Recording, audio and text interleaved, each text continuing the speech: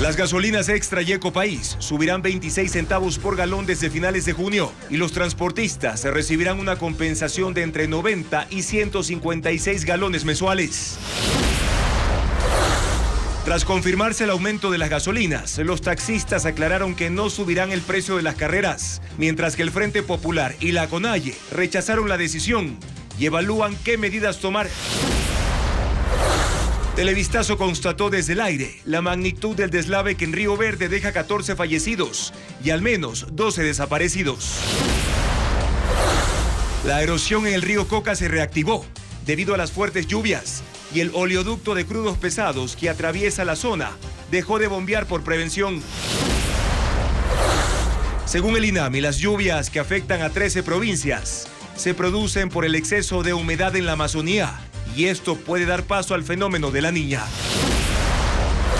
Las Fuerzas Armadas suspendieron los pedidos de baja debido al incremento de solicitudes que desde enero suman 6,000. Un extenso artículo de la revista estadounidense The New Yorker revela que el presidente Daniel Noboa pensó construir una cárcel en la Antártida, proteger a jueces y fiscales enviándolos a embajadas y revela un intento de magnicidio frustrado. El presidente de Estados Unidos, Joe Biden, anunció un programa para que indocumentados casados con estadounidenses y que viven en ese país desde hace más de 10 años puedan obtener la residencia. Se inaugura en el país la temporada de avistamiento de ballenas jorobadas, que en el campo turístico mueve alrededor de $20 millones por año. Desde hoy, Televistazo cubre en vivo desde Estados Unidos la Copa América 2024, que será transmitida en la pantalla de Ecuavisa.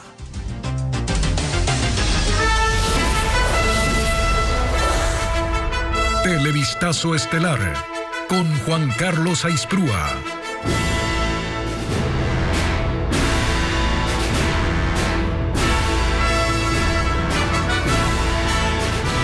Buenas noches, amigos. Comenzamos con el desarrollo de la información aquí en Televistazo Estelar. Se vienen cambios en el costo de los combustibles. Bienvenidos.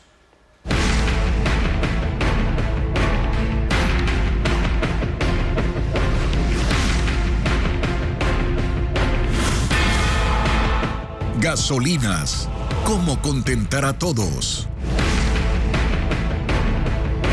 Desde finales de junio, el precio de las gasolinas Extra y Ecopaís aumentará. El gobierno anunció que se aplicará un sistema de bandas ajustable mes a mes, pero ¿cuál será la compensación para los transportistas? Informa Carla Delgado. Lo que se advirtió pasó. El gobierno de Daniel Noboa redujo el subsidio de los combustibles. El precio para las gasolinas de Extra y Ecopaís sube 26 centavos por galón desde finales de junio. El precio no será fijo, habrá una variación mes a mes, para lo que se implementará un sistema de bandas, según explicaron las autoridades, entre ellos la viceministra de Finanzas, Ana Cristina Avilés, en el Palacio de Gobierno. A partir de lo cual se establecerá un mecanismo de estabilización de este precio o banda, que no permitirá que el precio incremente por sobre el 5% de manera mensual y que pueda reducirse hasta el 10% de manera mensual asimismo.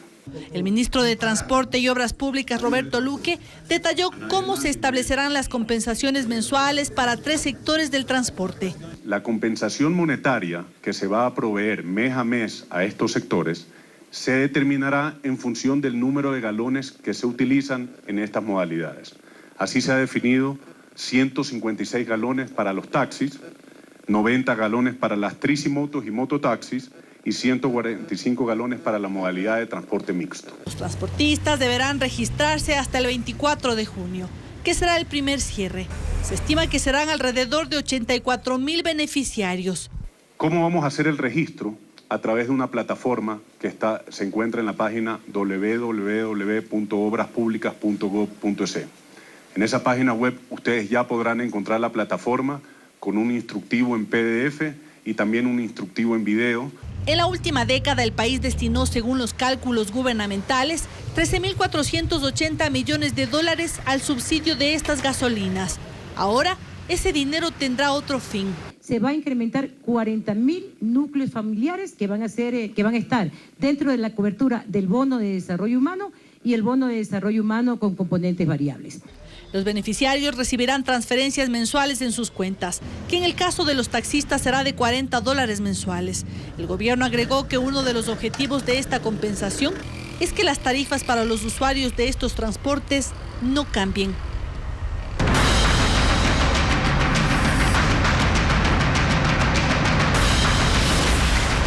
Lluvias. Los daños se extienden.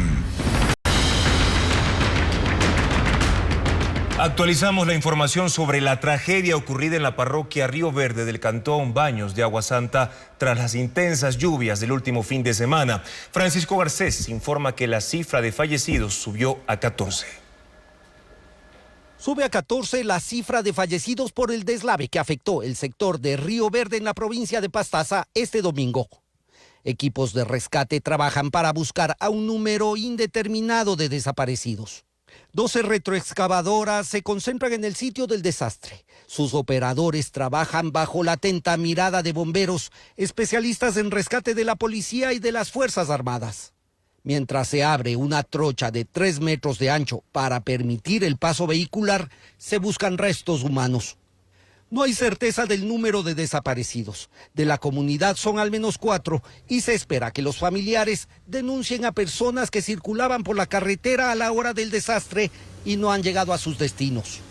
Mientras se van retirando los escombros, aparecen vehículos, varios vehículos pesados, maquinaria y otros vehículos livianos. Mientras tanto, la comunidad está atenta a los trabajos para rescatar lo que se pueda de las viviendas afectadas. A ver, aquí en este sector de Quilloturo teníamos nosotros aproximadamente 15 viviendas. Destruidas totalmente 6 viviendas, pero a pocos metros tenemos una población que se llama El Placer, donde tenemos 65 familias que ya no quieren quedarse aquí. Hace 2 años, en el mismo sitio se produjo un deslave que dejó 3 muertos. La tragedia se repitió este domingo y los habitantes ahora tienen miedo y buscan dejar el lugar. Obviamente ahora ya pues no son, de hecho mi sobrino fue el que allá se perdió la vida y ya con esto ya uno no le da ganas de estar acá, no se siente bien. La búsqueda de posibles nuevas víctimas durará 21 días, según los protocolos que manejan los equipos de rescate. El oleoducto de crudos pesados suspendió las operaciones por la reactivación de la erosión del río Coca. La empresa declaró fuerza mayor y tuvo que cerrar las válvulas. Paul Romero con el informe. La erosión del río Coca se reactivó por las intensas lluvias en la Amazonía y una vez más el fenómeno natural amenaza la tubería petrolera, el eje vial y se acerca a la captación de la hidroeléctrica Coca-Codo Sinclair. La empresa privada Oleoducto de Crudos Pesados OCP suspendió la operación y cerró las válvulas por prevención ante las fuertes precipitaciones, en particular en la provincia de Napo. Según OCP, la erosión se aceleró de manera significativa, por lo que declaró fuerza mayor ante una eventual afectación a la infraestructura del oleoducto de crudos pesados, ubicada en la parroquia Gonzalo Díaz de Pineda, Cantón El Chaco. Por el ducto del OCP se transportan aproximadamente 150,000 barriles de crudo pesado por día de las empresas privadas y de Petroecuador, que envía toda la producción del bloque 43 de ITT y de los campos 16 y 77, ubicados en la provincia de Orellana. Fuentes del estatal informaron que el sistema de oleoducto transecuatoriano SOTE, cuya tubería pasa por la misma ruta del OCP, no suspendió las operaciones, pero remitió las alertas al Ministerio de Energía y Minas. Desde que inició la erosión del río Coca en febrero de 2020, OCP ha realizado 5 variantes de la tubería en el sector de San Luis con una inversión de $22 millones. Mientras que Petroecuador invirtió $19 millones para desviar la tubería del SOTE en este sector afectado por el fenómeno natural. La extensión de 6 meses del contrato de OCP con el Estado termina en julio y tras 20 años de operaciones, toda su infraestructura pasará a manos del Estado. Mientras tanto, la central Coca-Codo Sinclair, la más grande del país, recupera su capacidad de generación eléctrica. Hasta ayer solo una turbina funcionaba, pero esta mañana ya operan 7 de las 8 que tiene y aporta con 930 megavatios al sistema eléctrico nacional. Un informe de Diego Puente. Así se ve la captación de la central Coca-Codo Sinclair en Napo. Sobre estas estructuras de concreto permanecen grandes árboles que fueron arrastrados por la crecida del río Coca y sus afluentes. El nivel del río Coca permanece alto. Hasta las compuertas siguen llegando ramas, rocas y basura arrastradas por la corriente. Aquí desde el día domingo en la mañana se mantiene una situación extraordinaria según los técnicos, y es que los niveles de caudales y también los niveles de sedimentos han sido muy altos, lo que ha obligado a parar algunas unidades de generación. Desde el domingo, el caudal del río Coca llegó a niveles máximos. Los técnicos midieron 3.500 metros cúbicos por segundo, cuando la capacidad de captación de la central es de apenas 222 metros cúbicos. Las compuertas se cerraron por los escombros que vienen en el río y afectan a los sistemas si no son correctamente filtrados. Los objetos grandes son detenidos por inmensas rejillas de acero. Lo que preocupa a las autoridades son los sedimentos, arena y piedras pequeñas que están suspendidas en el agua y dañan los rodetes de las turbinas y los equipos electromecánicos. La cantidad de sedimentos del domingo excedía 10 veces la capacidad máxima que puede procesar el sistema de desarenadores, por lo que se detuvieron las operaciones. Hoy los niveles bajaron y eso permite que se abran las compuertas. Este martes, Coca-Codo Sinclair trabaja con 7 de sus 8 turbinas. Una está en mantenimiento programado. La generación eléctrica es de 930 megavatios. La situación es mejor. Hasta ayer solo estaba operativa una unidad de generación que aprovechaba el agua del embalse compensador y producía 50 megavatios. Por problemas con los sedimentos, la central hidroeléctrica ha salido de operaciones de este año en 16 ocasiones, lo que provoca una disminución del 25% de la generación eléctrica en el país. Arthur Brown, el nuevo embajador de Estados Unidos en Ecuador, arribó al país este martes. El diplomático aseguró que fortalecerá la cooperación en seguridad y los lazos comerciales entre ambos países. El funcionario estadounidense llegó en reemplazo de Michael Fitzpatrick, quien estuvo en Quito 5 años. En los próximos días, Arthur Brown presentará sus cartas credenciales al presidente de la República, Daniel Noboa.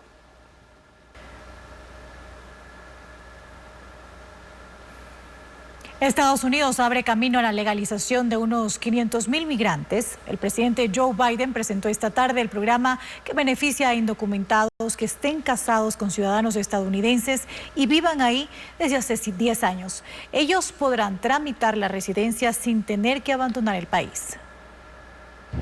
La medida beneficia a inmigrantes indocumentados que son cónyuges de ciudadanos estadounidenses. Es una norma que los protege de la deportación y los libra del riesgo de separación familiar.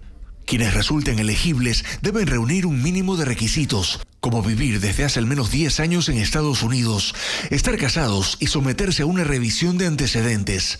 Una vez aprobados podrán recibir una autorización de trabajo y tienen hasta 3 años para solicitar la residencia. Solo después podrán pedir la ciudadanía. En promedio, los aspirantes con mayores posibilidades viven allá desde hace 23 años. Se estima que los beneficiarios de esta acción ejecutiva del presidente Biden serán unos 500,000 indocumentados. La norma permite además la legalización de hijos de esas parejas, unos 50,000 niños y jóvenes menores de 21 años que todavía no son ciudadanos estadounidenses. El proceso les permitirá permanecer en Estados Unidos y no como hasta ahora, que están obligados a salir del país el tiempo que demora el trámite.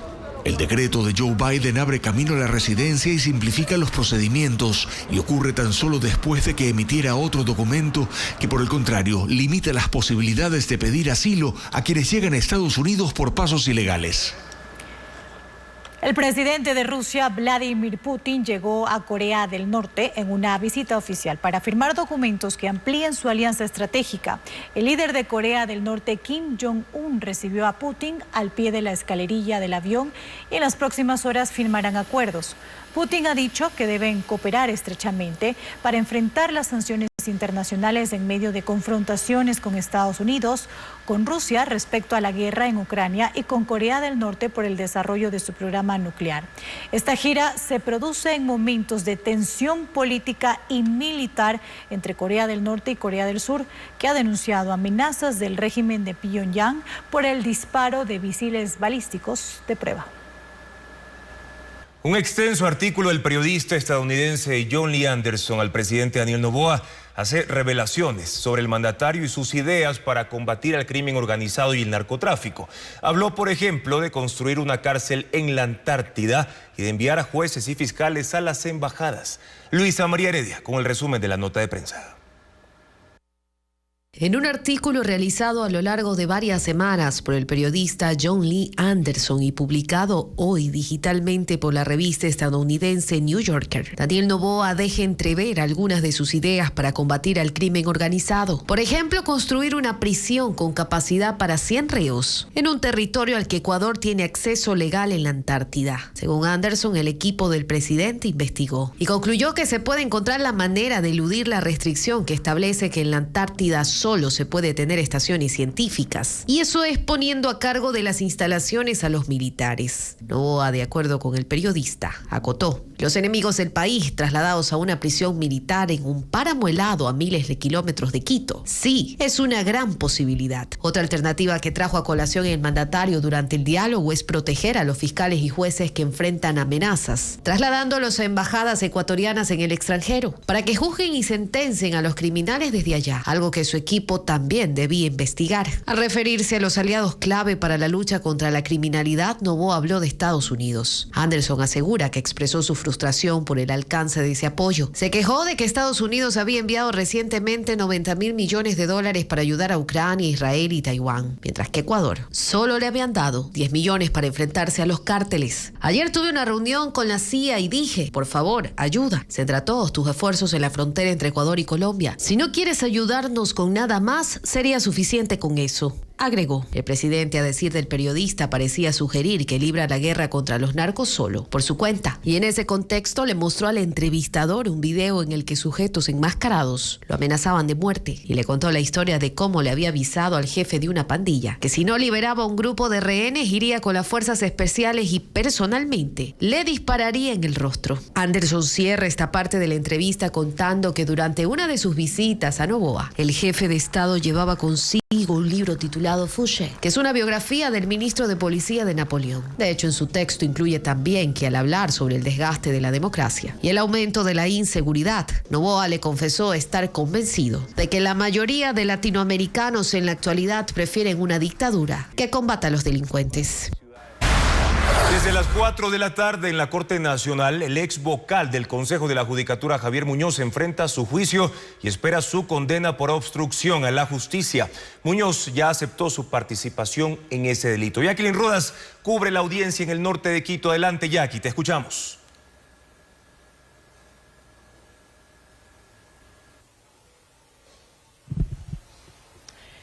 Sí, Juan Carlos, en las próximas horas se conocerá la sentencia del juez Julio Inga para Javier Muñoz. Hasta el momento le ha ido bien al ex vocal del Consejo de la Judicatura. En inicio se hablaba de que le corresponde una pena de 9 años con 4 meses como autor del delito de obstrucción a la justicia, con un agravante porque fue funcionario público. Sin embargo, llegó a un acuerdo con la fiscal general Diana Salazar para su procedimiento abreviado. Hoy en esta audiencia él aceptó que cometió el delito y la fiscal pidió para él una pena reducida de 7 años y 8 meses. Sin embargo, cuando terminó su intervención, la fiscal le informó al juez que llegó a un convenio de cooperación con Javier Muñoz y que la información que entregó fue eficaz. Le dio documentación para que revise al juez, documentación reservada que según la fiscal prueba que los datos, gracias a los datos entregados por Javier Muñoz, se logró avanzar en varios casos y también abrir nuevas causas.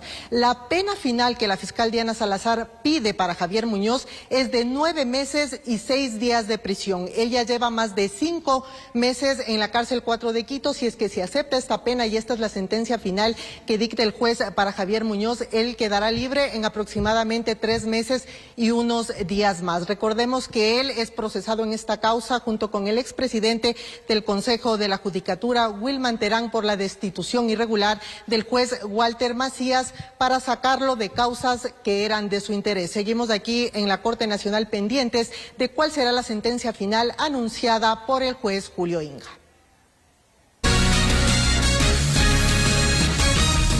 Ecuador exigirá visa a ciudadanos chinos a partir del 1 de julio de este año debido a irregularidades en cuanto a los movimientos de los extranjeros que estarían utilizando al país para poder viajar de forma ilegal a los Estados Unidos. Fabiola Santana informa además sobre la respuesta del país asiático frente a esta decisión de Ecuador.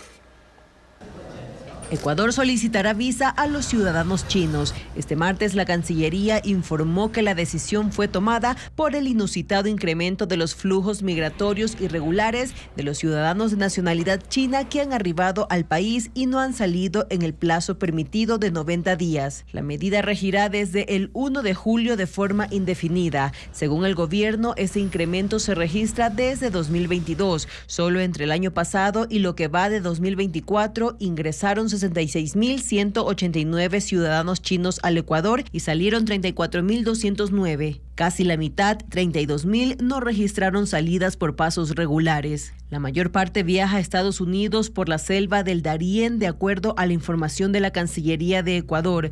Los demás se quedan de manera irregular. Solo 115 ciudadanos chinos obtuvieron una visa de residencia temporal en el último año. Sobre la decisión de Ecuador, China reaccionó. El vocero del Ministerio de Relaciones Internacionales, Lian Jian, habló en contra de la migración ilegal. El gobierno chino se opone firmemente a todas las formas de inmigración ilegal. En los últimos tiempos, durante años, las autoridades policiales chinas han tomado medidas enérgicas contra los delitos que obstruyen el control de las fronteras nacionales. La exención de visas entre Ecuador y China regía desde enero de 2015. En el caso de Ecuador, sus ciudadanos podían entrar a China sin visa por 30 días. No se conoce si China aplicará la misma medida para los ecuatorianos. Incendios forestales en el sureste de Estados Unidos obligan a evacuar a miles de personas. Hay grandes focos en California que arden desde el sábado, pero también en el estado de Nuevo México, donde un pueblo entero tuvo que huir. Merlis González con las imágenes. Un muro de fuego y humo asedió la localidad de Ruidoso, en Nuevo México, la tarde del lunes. Los incendios forestales consumían rápidamente la vegetación que rodeaba el pueblo y ante el peligro, los residentes recibieron la orden inmediata de evacuar. 5.000 personas huyeron. Es parte de la situación que se vive en el suroeste de Estados Unidos, donde el calor y las ráfagas de viento avivan los incendios forestales en Nuevo México, Arizona y también en California. Ahí están los focos más grandes. Un incendio que inició el sábado en el norte del estado ya ha consumido más de 20.000 hectáreas de vegetación, con todo lo que encontró a su paso. Las llamas han alcanzado algunas granjas, pero avanzan rápidamente hacia zonas densamente pobladas, por lo que más de 1.500 personas fueron evacuadas. Otros focos están hacia San Francisco, donde las comunidades de las zonas montañosas también están alerta. 1.000 bomberos han sido desplegados en el área afectada, pero cuando creen que han controlado las llamas, el viento las revive. Los incendios además son alimentados por una intensa ola de calor que golpea gran parte de Estados Unidos. El director ejecutivo de la industria aeronáutica Boeing pidió perdón a las familias de las víctimas de los accidentes de 2 aviones del modelo 737 MAX en los que murieron 346 personas. El ejecutivo reconoció deficiencias del fabricante después de esos y otros eventos que generaron alarma sobre el historial de seguridad de la compañía. El Subcomité Permanente de Investigaciones del Senado de Estados Unidos tiene en la mira al fabricante de aviones Boeing. Y el director ejecutivo David Calhoun fue llamado a una audiencia esta mañana. Estoy aquí con un espíritu de transparencia y para asumir la responsabilidad, dijo justo antes de ingresar a la sala. Adentro estaban los familiares de algunas víctimas de los accidentes de una aerolínea de Indonesia en 2018 y de otra etíope en 2019, empresas que usan el modelo 737 MAX 9 de Boeing. Las causas en ambos accidentes fueron defectos de diseño. El número de muertos, 346. Es desgarrador y pido disculpas por el dolor que hemos causado, les dijo el funcionario. A la par, el Departamento de Justicia de Estados Unidos conduce una investigación tras el incidente del 5 de enero, cuando un avión de Alaska Airlines perdió en pleno vuelo el panel que tapa el espacio donde eventualmente podría ir una puerta de emergencia. El senador Richard Blumenthal, que preside el subcomité, dijo en la audiencia que hay pruebas abrumadoras y que el Departamento de Justicia debería iniciar un juicio contra Boeing, pues los fiscales descubrieron en mayo que la empresa no había diseñado e implementado un programa de cumplimiento y ética que fue parte de un acuerdo luego de los accidentes fatales. Ahora vendrá la decisión de los fiscales que tienen hasta el 7 de julio para informar a un tribunal federal cómo van a actuar sobre una posible demanda por fraude contra la empresa fabricante de aviones. Arrancó la temporada de avistamiento de ballenas en las costas ecuatorianas. Este espectáculo natural y único se podrá disfrutar durante 4 meses. Ahora, 90 embarcaciones están autorizadas para brindar este servicio, como lo informa Valeria Navarro. Saltan y sus acrobacias están cargadas de señales. Se inaugura la temporada de avistamiento de ballenas jorobadas en las costas ecuatorianas. Es la oportunidad de observarlas hasta octubre. Vienen desde Antártida en búsqueda de corrientes de agua caliente para aparearse o dar a luz. Llegan tras haber recorrido unos 7.000 kilómetros. Las jorobadas nadan lentamente, 30 kilómetros por hora, y en áreas de reproducción, unos 15 kilómetros. En Manabí, Santa Elena, Esmeraldas y El Oro, los turistas podrán observar la quinta especie de ballena más grande del planeta. Miden hasta 16 metros y pesan hasta 30 toneladas. Sus aletas alcanzan 5 metros. Las ballena macho son las que cantan para atraer a sus parejas o comunicarse con otras manadas. En Manabí hay 30 embarcaciones turísticas para verlas, en Santa Elena 28, en Esmeraldas 10 y en El Oro 30. Los tours cuestan entre $25 y $50.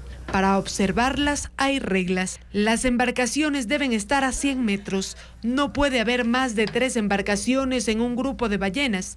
No se puede lanzar desperdicios al mar ni bucear. Puerto López es el cantón referente para observarlas en Manabí. Salinas de Allangue en Santa Elena, Atacames y Súa en Esmeraldas y la isla Santa Clara en El Oro. 80 policías se han activado en las zonas turísticas para resguardar la seguridad de los visitantes. El turismo de observación de ballenas genera ingresos por alrededor de $20 millones cada año. Las Fuerzas Armadas suspendieron las solicitudes de baja voluntaria por el conflicto armado interno. Desde enero de este año hay al menos 6.000 trámites pendientes. Más detalles con Paul Romero. La declaratoria de conflicto armado interno obligó a las Fuerzas Armadas a suspender las solicitudes de baja para mantener el número de personal en servicio activo y sostener las operaciones contra el terrorismo. Desde el 9 de enero, cuando el presidente Daniel Noboa declaró la guerra a las organizaciones criminales, ningún militar en servicio activo con 20 o más años de servicio puede salir de la institución. La disposición, según el mando militar, se ampara en el artículo 120 de la Ley de Personal y Disciplina de las Fuerzas Armadas, vigente desde enero de 2023. En él se señala que se negará la solicitud de baja voluntaria en casos de agresión, conflicto armado internacional o interno, grave conmoción interna, calamidad pública o desastre natural. Después del 9 de enero ocurrió un fenómeno inusitado según fuentes militares. En 5 meses se presentaron aproximadamente 6.000 solicitudes de baja voluntaria. Esto representa un 410% de incremento si se compara con el número de bajas en 2023, cuando salieron 730 del Ejército, 261 de la Armada y 187 de la Fuerza Aérea, en total 1.178 nuevos pensionistas. La salida masiva de militares activos también afecta la sostenibilidad de la seguridad social, que tiene un déficit de $2.500 millones, según las autoridades del ISPA. En el segundo testimonio rendido en el caso Plaga, el abogado Lenin Vimos detalló una empresa criminal bien organizada que trabajó para obtener boletas de libertad para delincuentes. Delató a todos los jueces que, según su declaración, recibieron dinero para emitir los fallos. Entre los beneficiarios están cabecillas de la banda Los Lobos e incluso familiares de alias Colompico. Jacqueline Rodas sigue el tema. El abogado Lenin Vimos, preso por el caso Plaga, delató a los jueces que trabajaron para él y para sus cómplices y confesó cómo liberó a peligrosos delincuentes. Fui tentado por la codicia, por el dinero de las organizaciones criminales. Mi integridad física corre peligro, pero el arrepentimiento me ha llevado a esto. En su testimonio anticipado dijo que entre sus clientes estuvo Colompico, acusado de intentar asesinar a la fiscal Diana Salazar. El 6 de junio del 2023 fui condenado contactado vía telefónica por Fabricio Colón Pico. Me indicó que su sobrino tenía un proceso en Quito por asesinato, que busque la manera de obtener su libertad inmediata. Tuve comunicación con Cristian Romero. Él me habló del juez de Santo Domingo, Jorge Eduardo Armendáriz. Se le entregaron $60,000. El 28 de junio del 2023, el juez Armendáriz dispuso su libertad. Vimos también estuvo detrás de las acciones constitucionales para liberar a alias Gordo Luis y a Jairo Zambrano, quien el pasado 10 de junio se fugó en medio de una balacera fuera del Hospital Pablo Arturo Suárez en Quito. Conversé con el juez de Flavia Alfaro, Byron Orejuela, respecto a la salida de Luis Arboleda y Jairo Zambrano, líderes de los Lobos. Para esto se cancelaron $35,000 al juez el 30 de marzo en la tarde, afuera de la unidad judicial en una Mazda color blanco. El negocio se consolidó. Era una empresa criminal que tenía jueces y funcionarios públicos en distintas provincias. Cada uno cumplía su papel para atender a un amplio catálogo de clientes. Mencionó cerca de 50 liberaciones conseguidas. Lenin Vimos contó que igualmente estuvo detrás de la libertad de Daniel Salcedo, $70,000 de por medio, concedida por el juez de Paján, Simón García.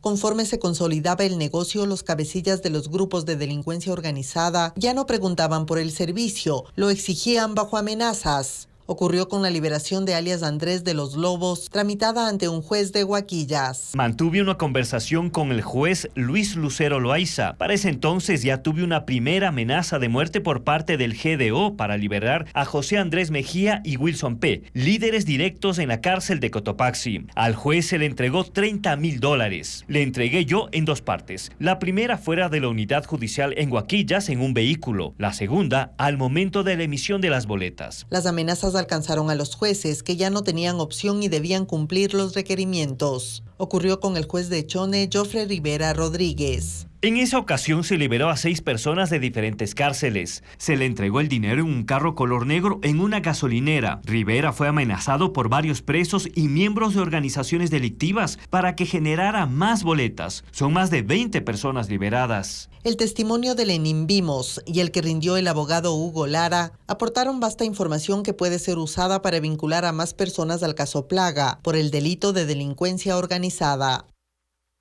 Una muestra de danza, una obra de teatro de suspenso y una exposición artística son las propuestas culturales en Guayaquil, Quito y Baños, en Tungurahua. Vanessa Robles con más de estas actividades. Va a pasar toda la noche así. Bienvenidos a la Isla Caledonia. El menú es la obra de suspenso que se presentará en la Sala Cultural La Bota del Malecón del Salado en Guayaquil. Un prestigioso chef ofrece un menú degustación a 8 comensales, prometiendo una experiencia de alta cocina, pero hay un ingrediente secreto que le cambiará la vida sorpresivamente a los invitados. Las funciones serán el 21 y 22 de junio a las 8 de la noche. La exposición artística Vertientes, Los Ríos de Quito, es la propuesta del Centro Cultural de la Pontificia Universidad Católica del Ecuador en la capital.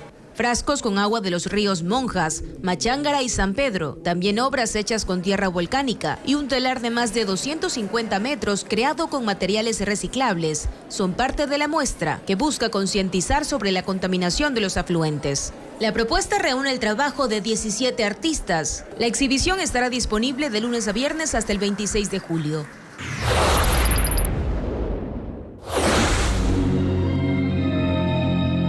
Aguana, tejiendo saberes.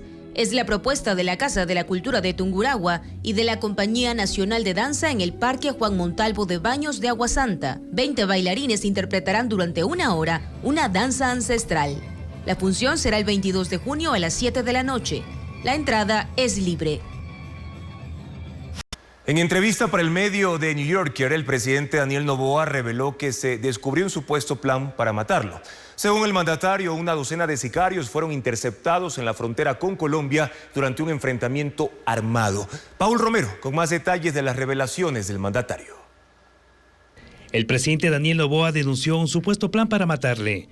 Hizo la confesión al periodista John Lee Anderson de la revista estadounidense The New Yorker, que publicó este lunes un extenso reportaje titulado La arriesgada guerra de Ecuador contra los narcos. La nota inicia con el encuentro del periodista en el despacho del Palacio de Carondelet, cuando a la primera pregunta Noboa respondió que estaba sobreviviendo. Una semana antes, le contó el presidente, una docena de sicarios habían sido interceptados cruzando la frontera desde Colombia, aparentemente enviados por narcotraficantes para matarlo. 4 de los posibles asesinos habían muerto en un tiroteo con las fuerzas de seguridad ecuatorianas. El resto estaba detenido, pero presumiblemente había otros por ahí. Según el periodista, el relato de Noboa podría haber sido exagerado, pero un diplomático extranjero en Quito, cuyo nombre no menciona, le confirmó la versión. En la publicación no se precisa el día del enfrentamiento de la fuerza pública con los supuestos sicarios. El gobierno maneja esta información con reserva. El Ministerio de Defensa y las Fuerzas Armadas, responsables de la seguridad del mandatario, no respondieron las inquietudes de Televistazo. No vamos a emitir declaraciones sobre comentarios emitidos por un medio de comunicación del cual no conocemos su veracidad. Esa fue la respuesta de la Dirección de Comunicación del Ministerio de Defensa, que sugirió que las preguntas sean remitidas al Centro de Inteligencia Estratégica. La Fiscalía tampoco respondió si existe una denuncia de magnicidio o investigación abierta sobre este caso, en donde, según el mandatario, 8 implicados están detenidos. El pasado 8 de marzo, durante un evento de cooperación internacional contra el crimen organizado, el presidente dijo, sin dar detalles, que recibe amenazas a diario, similares a las que encara la fiscal Diana Salazar. Comparamos amenazas. Dice, bueno, ¿y cómo te fue hoy? Uy, hoy dije que me iban a poner un coche bomba. Ay, chuta, qué pena. Y a ti, bueno, hoy vinieron unos militares, cruzaron la frontera por el norte y me querían matar. Ay, chuta, qué pena. Bueno, hablemos mañana a ver cómo nos va. En el reportaje de la revista The New Yorker, cuya credibilidad en Estados Unidos está fuera de duda, Noboa dijo que recibió amenazas antes de lanzarse como candidato presidencial y que los narcos predijeron que su gobierno colapsaría en semanas y que esos grupos no esperaban que se les declare la guerra. Pero el presidente Noboa también compartió con The New Yorker su impresión sobre otros jefes de Estado de la región. Según Noboa, Nayib Bukele es un arrogante, Javier Milei un engreído y Gustavo Petro de Colombia un snob de izquierda que no ha logrado nada. En sus conversaciones con la revista The New Yorker, el presidente Daniel Noboa opinó sobre algunos jefes de Estado de la región. Cuando le preguntaron con qué líder latinoamericano se sentía más alineado, respondió que con el brasileño Lula da Silva, a quien conoció hace 15 años en una cumbre de líderes empresariales, de padres e hijos, organizada por el magnate mexicano Carlos Slim. Sobre el presidente de Chile, Gabriel Boric, Noboa dijo que parece estar bien, pero que sus socios de extrema izquierda lo tienen inmovilizado. Y agregó que ese es un problema que él no tiene. Al presidente colombiano Gustavo Petro lo calificó como un snob de izquierda, que tiene la costumbre de dar conferencias en lugar de entablar conversaciones. Es inteligente, dijo Noboa, pero no logra hacer nada. Al referirse al mandatario argentino Javier Milei, Noboa dijo que no sabe por qué piensa que es tan genial. Según Noboa, Milei no ha logrado nada desde que asumió la presidencia y añadió que le parece muy engreído, lo cual es muy argentino, en realidad. Al presidente de El Salvador, Nayib Bukele, a cuya posesión Noboa asistió hace 2 semanas, lo calificó como arrogante y dijo que solo busca controlar el poder para sí mismo y su familia. Y aunque las acciones tomadas por Noboa en materia de seguridad han sido comparadas con las de Bukele, Noboa destacó que lo que se ha hecho en Ecuador fue enteramente democrático porque tuvo el respaldo del Poder Legislativo y Judicial. Del gobierno de Manuel López Obrador en México, Noboa sostuvo que no había hecho nada para frenar la violencia en ese país. Pero no solo habló de presidentes de América Latina, sino también del exmandatario ecuatoriano Rafael Correa, a quien responsabilizó de la crisis de seguridad y del aumento del narcotráfico. Noboa afirma que el problema se inició en 2009 con la salida de la base de Manta. También se refirió al ex vicepresidente Jorge Glass, a quien lo calificó como una figura oscura que estaba liderando desde la Embajada de México operaciones para socavar su gobierno. Y añadió que los cárteles del narcotráfico hablaban con Glass y con el exministro del Interior José Serrano. Los aludidos Correa y Serrano desmintieron al mandatario en redes sociales. También el gobierno reaccionó al artículo. La Secretaría de Comunicación ha señalado que el mandatario fue sacado de contexto, pues sus opiniones no representan un pensamiento oficial sobre sus homólogos y se trató de expresiones producto de una conversación muy coloquial, privada, que ha sido descontextualizada. El artículo de The New Yorker se encuentra ya publicado en la página web, pero se incluirá en la edición física de la revista que circula. Título: la mano dura. El anuncio del gobierno sobre la eliminación de recibirán esas compensaciones, pero el rechazo provino de organizaciones sociales que se reunirán para analizar y definir acciones. El primero en reaccionar a la eliminación del subsidio a las gasolinas fue Jorge Calderón, presidente. El dirigente estuvo presente en la rueda de prensa en que el gobierno hizo pública la medida técnica, ya que contempla la entrega de una compensación que los compromete a no elevar las tarifas. Los señores taxistas organizados de la patria aceptan esta propuesta del gobierno nacional. A favor de Tricimotos. Ángelo Reyes, uno de sus representantes, celebró que el oficializado este martes se haya apegado a lo acordado con ellos en los diálogos previos. Tenemos que arrimar en conjunto el hombro con el gobierno para seguir adelante. Los distribuidores de combustibles, por su parte, son más cautos. Aunque están de acuerdo con la medida, como ratifica Ivo Rosero, presidente de la Cámara Nacional, no se atreven a felicitar al gobierno porque tienen dudas de que el gobierno no cumpla su palabra. Las voces en contra, en cambio, provinieron de los social.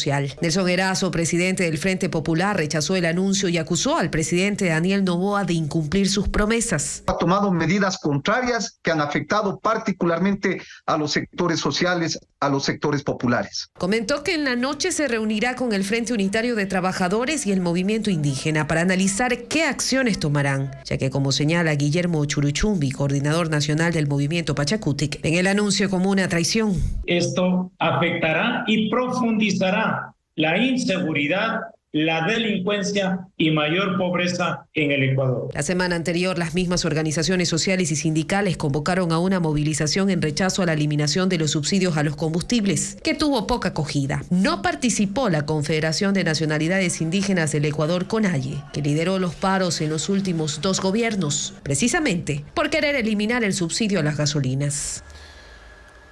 La enmienda que busca incluir requisitos para ser asambleísta no alcanza respaldos. En el primer debate, la reforma constitucional recibió críticas por la subjetividad en que podrían caer estas 9 nuevas condiciones para llegar a la legislatura. Patricio Díaz informa cuál es la propuesta y las dudas que dejó.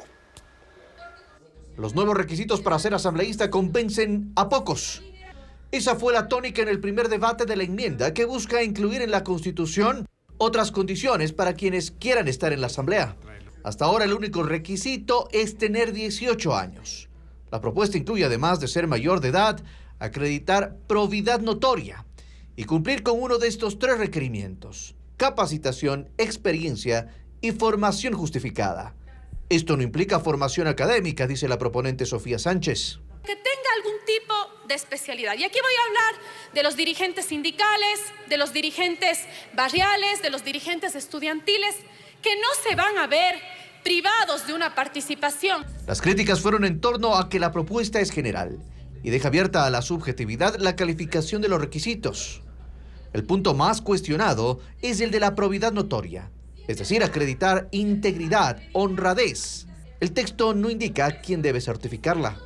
Va a haber un cambio en la LOEF para que una dependencia de la Asamblea revise la probidad notoria, pero si ya están elegidos. Por eso digo que no está claro y eso tiene que debatirse bien y argumentarse bien.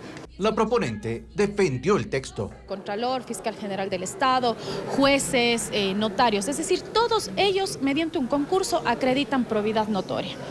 ¿Por qué no para los asambleístas? Pero el correísmo tiene más dudas. No está de acuerdo con la enmienda. Podrían buscarse mecanismos poco o nada democráticos para descartar a los opositores políticos. Para que la enmienda se apruebe se requieren 92 votos, que sin el correísmo es imposible conseguir. De todas formas, el texto regresa a la comisión para que en 30 días presente el informe para segundo debate. Entonces se definirá si pasa o se archiva. Realizo la siguiente moción. El movimiento político Creando Oportunidades, CREO, confirmó que participará en las próximas elecciones presidenciales de 2025, luego de ser notificado por el Consejo Nacional Electoral como organización política habilitada. Este grupo, liderado por el expresidente de la República, Guillermo Lasso, anunció que tiene previsto inscribir un binomio presidencial, también aspirantes a la Asamblea Nacional y al Parlamento andino. Aunque los nombres de los candidatos aún no se conocen, serán seleccionados en las próximas semanas. Ahora, Guillermo Lasso aclaró que no se postulará.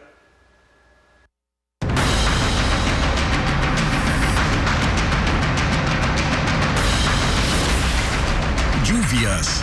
Los daños se extienden. Las fuertes lluvias en el cantón Chambo, en Chimborazo, han dejado daños en un paradero turístico y en vías de acceso a las comunidades rurales. Además, el desbordamiento de un sistema de riego dejó viviendas bajo el agua. El nivel del agua sobrepasó el metro de altura tras las fuertes lluvias que provocaron el desbordamiento de un canal de regadío en el sector Rosas Pamba, zona de producción de legumbres del cantón Chambo, provincia de Chimborazo. El agua ingresó con fuerza a las 3 viviendas más cercanas. Los damnificados tratan de evacuar con 7 bombas de succión, caminando con el agua al pecho. Hay 6 hectáreas de cultivos de col y lechuga destruidas, un galpón para la cría de pollos y una fábrica de ladrillos con 30.000 unidades también quedaron bajo el agua. Un escenario similar ocurrió en el sur. El principal paradero turístico comunitario quedó en ruinas tras el aluvión que descendió por el río, destruyendo sus piscinas termales, cuartos de ducha y baños. Este emprendimiento de 1 hectárea, gestionada por la comunidad San Francisco, involucraba a 69 familias. De que aquí está perdido más de $800.000 que nosotros hemos invertido desde el año 1995. El aluvión también destrozó 5 casas y 3 puentes, dejando aislada a 180 familias de San Francisco y otras 5 comunidades. A 15 minutos en la comunidad Ainche, las vías están cuarteadas. Los tubos del sistema de alcantarillado quedaron al descubierto. El temporal en el cantón Chambo ha dejado al 80% de la población sin el servicio de agua potable. Los constantes deslizamientos en el sur rompieron las tuberías. Se ha activado el COE provincial y en ese sentido se solicitó a todos los GAD municipales el apoyo de sus tanqueros. Las clases en los 11 centros educativos del cantón están suspendidas debido a los estragos del temporal. Y la comunidad de Río Verde, en Baños de Aguasanta, despidió a 10 de sus miembros.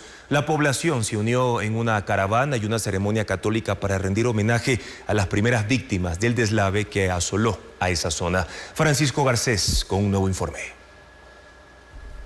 Los cuerpos fueron entregados a sus familiares. Son los primeros 10 de los 14 fallecidos en el deslave que el domingo arrasó con parte de la comunidad de Río Verde a pocos kilómetros de Baños.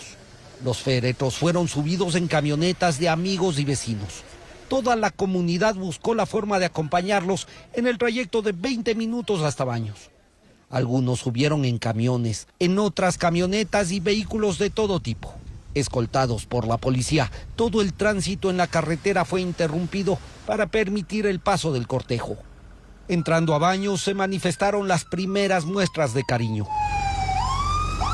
El recorrido terminó en el santuario de la Virgen de Aguasanta en el centro de Baños. Los ataúdes de las 10 víctimas se pusieron uno junto a otro, mientras el templo se llenó con los habitantes de Río Verde y de Baños, quienes participaron en la misa. La tristeza de toda la comunidad se puso de manifiesto en la ceremonia. La despedida fue con aplausos de los presentes.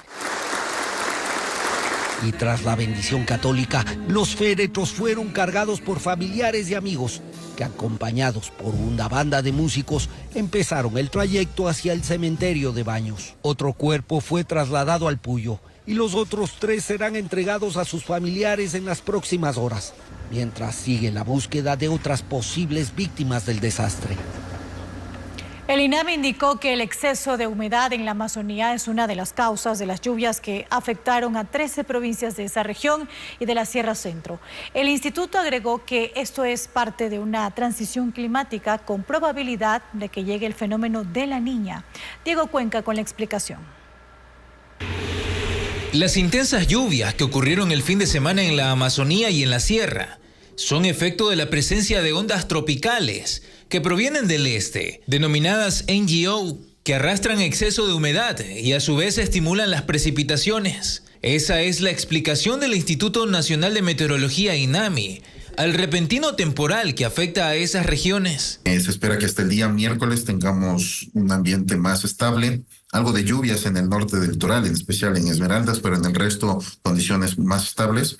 Para la Sierra y Amazonía hasta el miércoles mucho más sol. Del miércoles en la tarde hasta el sábado es probable que volvamos a tener algo de condiciones para lluvias, no con la misma intensidad que tuvimos para el fin de semana. El analista de pronósticos señala que los efectos ocurren en medio de una transición climática que normalmente ocurre en junio, pero esa vez con la llegada de un nuevo fenómeno. De hecho, ahorita tenemos una muy segura fenómeno de la Niña en los siguientes meses. El mar se ha calentado, se ha enfriado muy rápido estas últimas semanas. La Dirección de Monitoreo de la Secretaría Nacional de Gestión de Riesgos identificó que 13 provincias de la Sierra y de la Amazonía fueron golpeadas por las lluvias. A estos cambios climáticos se sumó la inusual caída de nieve en la vía Riobamba-Guaranda de Chimborazo y en el Parque Nacional Cajas en Azuay. Ecuavisa se destacó en los premios Iris 2024 en España con 2 reconocimientos, uno a la mejor historia periodística y otro a la mejor cobertura de última hora. ¿Quiénes escogieron a los ganadores y cuáles fueron los parámetros calificados? Valeria Navarro tiene más detalles del evento organizado por la Alianza Informativa Latinoamericana. El jurado ha decidido que el premio Iris América 2024 a la mejor historia de televisión sea para... El infierno del Darién, de Ecuavisa. El nivel periodístico de Ecuavisa volvió a medirse en el ámbito internacional y salió bien calificada. Ganó 2 de los 3 galardones Iris América 2024 a los mejores trabajos periodísticos enviados por las 22 cadenas de televisión que forman parte de la Alianza Informativa Latinoamericana y la Academia de Televisión.